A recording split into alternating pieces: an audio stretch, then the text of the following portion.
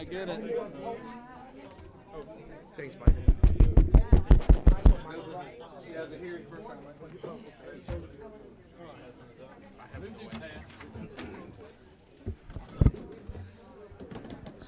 Thank you.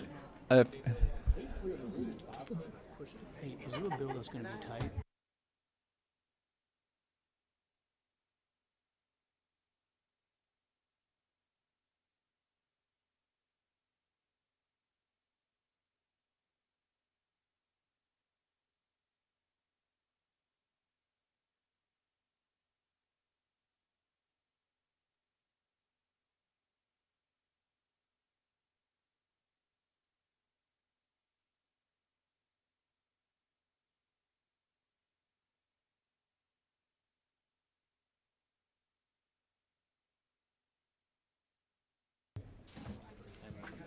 Where's the...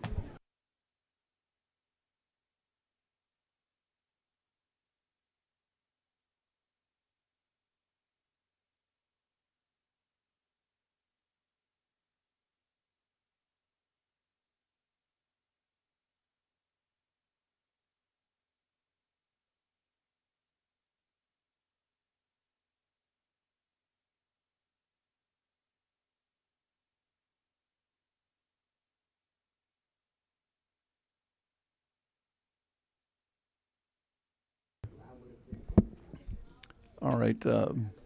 Thanks. I want to thank everybody on the committee for staying around this long. When we set upon adjournment of the Health Committee, I didn't mean to give them more than their 2-hour allocation. I apologize for that. But thank y'all for being dedicated. We are looking at House Bill 839, and we'll recognize Chairman Katie Dempsey she'll read our LC number, make sure everybody has the right copy, and then we'll explain why it's maybe a little thicker than what we looked at last time, and get you out of here pretty quickly, since we've already had a hearing on this bill one time.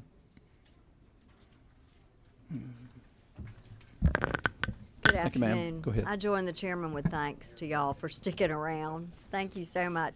So LC 520372S. That's what I have. Say that again. Good. Say your LC Is number that right? again. Wrong. I'm sorry. Yes, I'm sorry because we have the new one that's bigger. You're absolutely right. I'm so sorry. It's fresh to me as well. Thank you. So it's 365789S. Thank you. Okay. So the first part of this bill y'all have already heard last week. It is about a social worker compact specifically designed to help Georgia have access to more of the very qualified social workers that we are so short on. Will allow you to move across state lines. It's a very good thing. It is, anyone that works here will be living under Georgia's rules and regulations too. You need to know that. There's not any changing around of what they might be able to do, and there's a board to watch over it and make sure that everything goes well. 7 states are required for the compact to go into effect. 2 have already passed it. There are 25 other states with pending legislation this year, and so there will probably be 7 to help us address this huge needed shortage.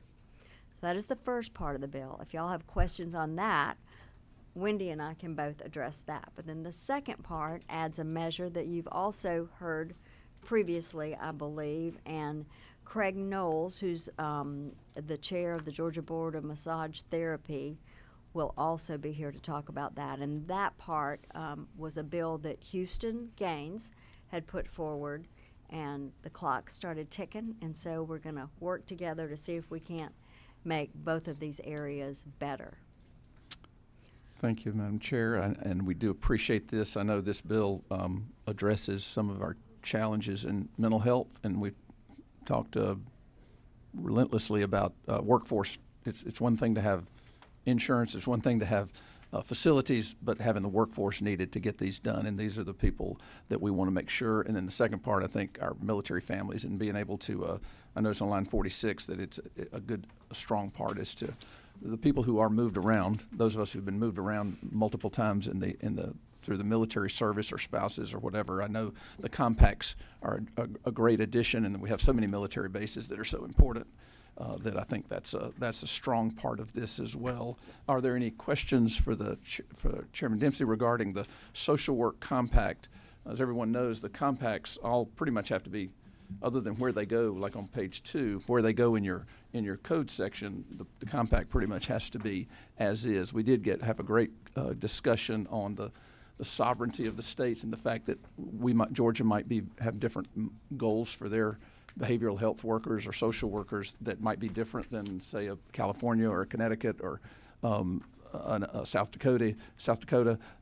I think the assurances we got is that the Georgia board overseeing this still has control, still can sometimes Georgia does things, like I say, different than some other states, and other states do things differently that we may not like. So I think this keeps that sovereignty that's there, and I appreciate the chair lady and the team getting together on that, and all Representative. Yep, just want to say, great bill, love it, and definitely is pro-military also. At the proper time, I'd like to make a motion because it's such a great bill. Thank you. Do you want to hear anything about the second part, though, too, that's added? Will, in just a second. Is this a question about? Go ahead. Thank you for the bill. My quick question's on the compact. You said in 7 states. I think one of the ladies last week when they testified talked about, like, I can't think, telemedicine or Right. telecounseling, I guess.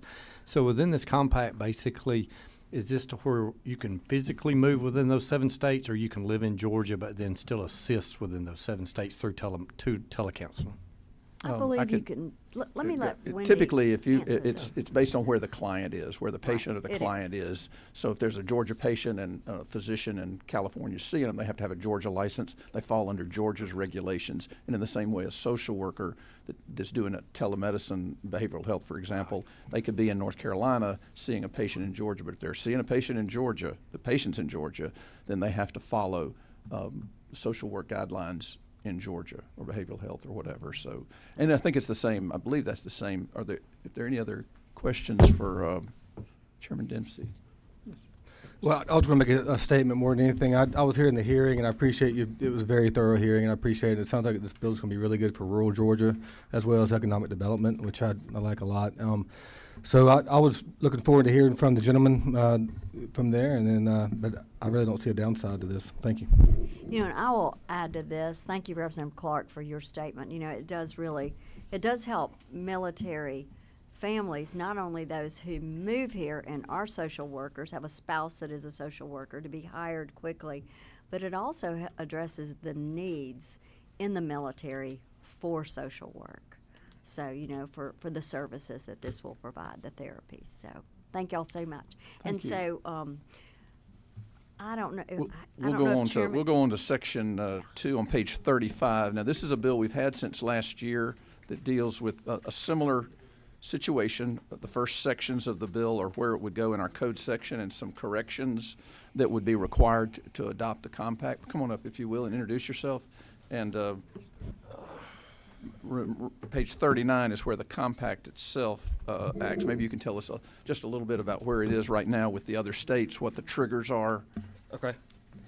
All right, so a little introduction of who I am, because I know y'all haven't talked to me before, only a Dempsey. So my name is Craig Knowles. I am the chairman of the massage board for the state of Georgia. I have been for the last 11 years.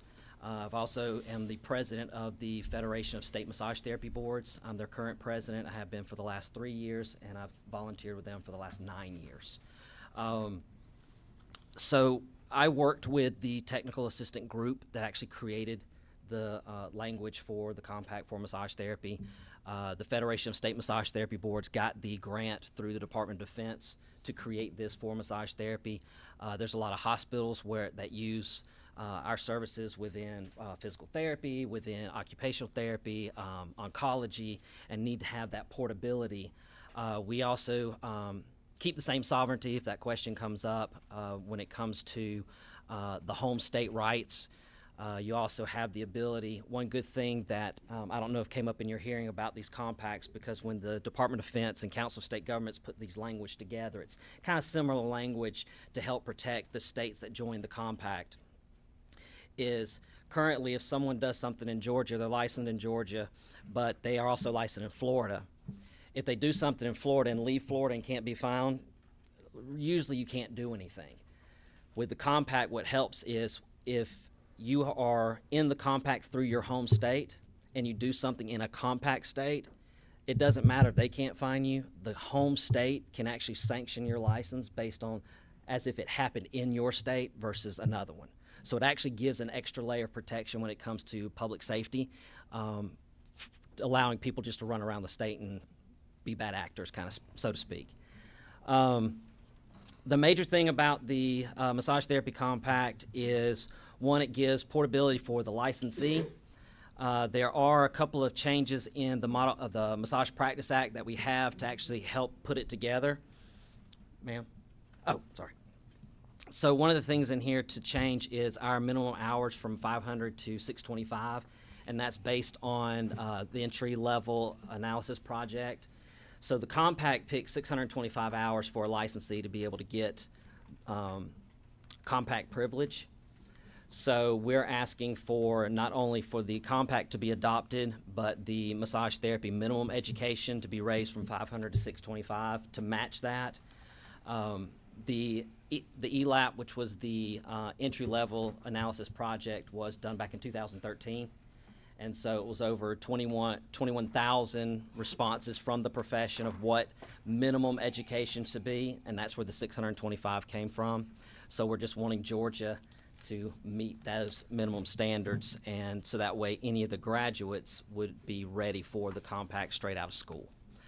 One of the things that I do for the massage board is I am the school cognizant for all the educational programs. So I've reached out to the schools to see how they feel about educational hours changing. We have 20 approved massage schools currently. 17 already offer 600 or more hours, so it's not affecting them at all. We have 3 that offer 500, but they're also in support of the compact. I've already gotten letters of support from the schools that they are interested in having the hours raised to 625 to match the compact standards. Let's see.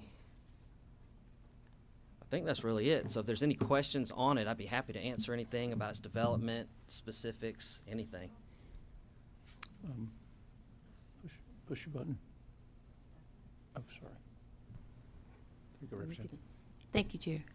I have one question. You said that you were going to increase the hours to 625. Is there a requirement for continuing education for recertification? Yes.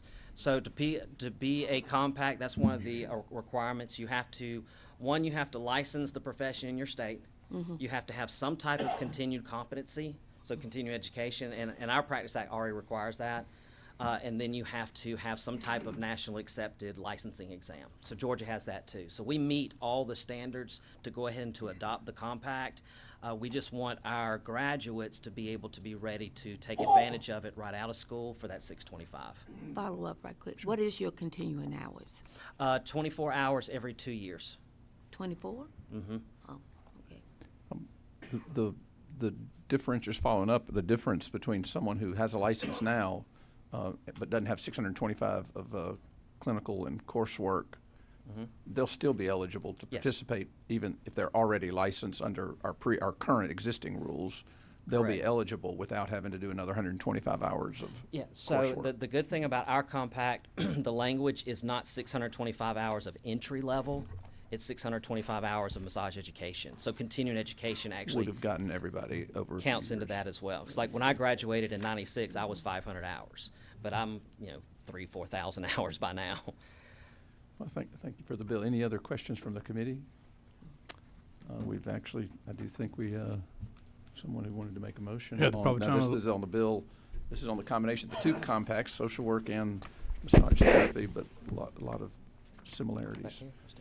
Yes, sir. Yeah, the proper time I'd like to make a motion that this bill do pass. It's the proper time. Second. So we have a motion and a second. Is there any further discussion? If not, all in favor, say aye. Aye. Any opposed, no. The bill passes on to rules. Thank you, ma'am. Thank you very much for your Appreciate your work on time. this. And we're adjourned.